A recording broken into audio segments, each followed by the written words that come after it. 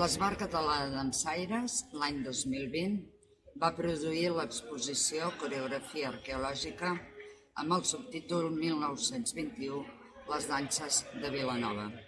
L'exposició repassa una de les tasques que ha dut a terme l'Esbar Català de Dansaires des de l'any 1908.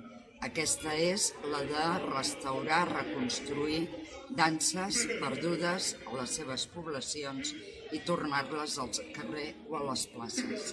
A l'exposició, un plafó rere l'altre, es repassa aquelles tasques que cal fer, la recopilació de documentació i informació abans de la desaparició de la dansa, també la recerca bibliogràfica i, finalment, si és possible, el treball de camp i la tasca amb informants.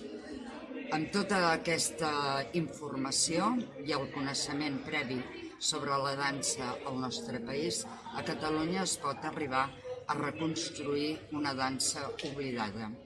Una altra tasca és que aquesta arreli a la seva població d'origen i això és el que exemplifiquem amb les danses de Vilanova. El projecte de la reconstrucció es va fer l'any 1921. Tant és a Vilanova i la Geltrú com a altres poblacions de Catalunya la que l'Esbar Català de Dansaires ha reconstruït i restaurat diverses danses.